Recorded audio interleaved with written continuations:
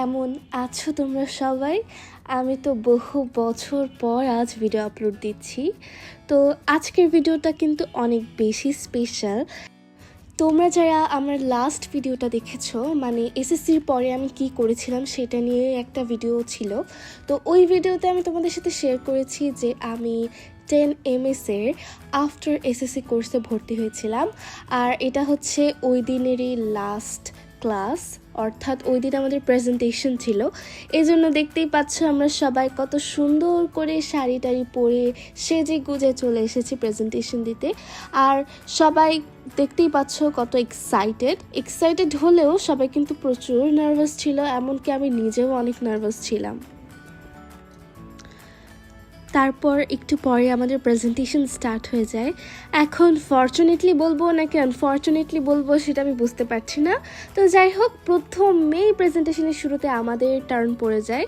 মানে আমি আর আমার পার্টনার শুরুতেই প্রেজেন্টেশন দিয়েছি। আমরা তো একেই নার্ভাস ছিলাম, তার উপর আবার প্রথমেই প্রেজেন্টেশন ছিল, তাই আরেকটু নার্ভাস হয়ে গিয়েছিলাম। যতই নার্ভাস থাকি না কেন, সবার সামনে দাঁড়িয়ে সব নার্ভাসনেস বাদ দিয়ে আমরা কিন্তু ফুল কনফিডেন্সের সাথেই আমাদের প্রেজেন্টেশনটা দিই। আর আমরা আমাদের বেস্টটা দেওয়ারই চেষ্টা করেছি। আশা করি সবার কাছেই ভালো লেগেছিল। আর যেহেতু প্রথমে দিয়েছিলাম, সবাই একদম ফুল অ্যাটেনশন দিয়ে আমাদেরকে জাজ করছিল। তো বেশ ভালোই এক্সপিরিয়েন্স। জীবনে এরকম টুকটাক এক্সপিরিয়েন্স হওয়ার তো দরকারই আছে।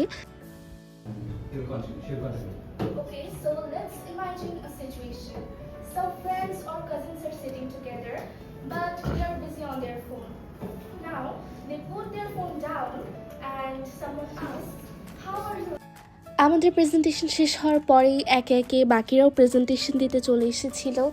আর আমি তো বসে বসে মনোযোগ দিয়ে সবার প্রেজেন্টেশন দেখছিলাম আর চিয়ার আপ করছিলাম। এটা আমার কাছে একটা অন্যরকম এক্সপিরিয়েন্স, সবার প্রেজেন্টেশন এভাবে দেখা। আর আমরা সবাই কিন্তু বিগিনার, সেজন্য সবারটা খুবই বিগিনার লেভেলেই হয়েছে। আর প্রত্যেকেই নিজের সর্বোচ্চটা দিয়েই চেষ্টা করেছে। কয়েকজনের প্রেজেন্টেশন এতই ভালো ছিল যে আমরা নিজেরাও দেখে অবাক হয়ে গিয়েছি এবং অনেক কিছু শিখতেও পেরেছি। এই সবগুলো বিষয় আমাদের জন্য সম্পূর্ণ নতুন ছিল। প্রথমত আমরা কেউই তেমন প্রেজেন্টেশন দেওয়াতে অভ্যস্ত নই। তারপর স্লাইড বানানোতে তো অনেকেই আমরা স্লাইড বানাতে পারতাম না, তো পেয়ার থাকার কারণে আসলে এই জিনিসটা করতে আরও সহজ হয়েছিল। তো সবার প্রেজেন্টেশন দেওয়া শেষ হওয়ার পরে মিস সবার প্রেজেন্টেশনের ফিডব্যাক দিচ্ছিল আর তারপর স্কোরগুলো রিভিল করেছিল। তো এরপরে আমাদের গতকালকের প্রেজেন্টেশনের প্রাইজগুলো দেওয়া হচ্ছিল। যারা ফার্স্ট, সেকেন্ড এবং থার্ড হয়েছিল তাদেরকে তাদের পছন্দ অনুযায়ী বই দেওয়া হয়েছিল। আর আমি কিন্তু সেখানে ফার্স্ট হয়েছিলাম। তো আমার ফার্স্ট হওয়ার পেছনে আমি মনে করি আমার ভাগ্যই ছিল। ভাগ্য না থাকলে হয়তো আমি হতেই পারতাম না।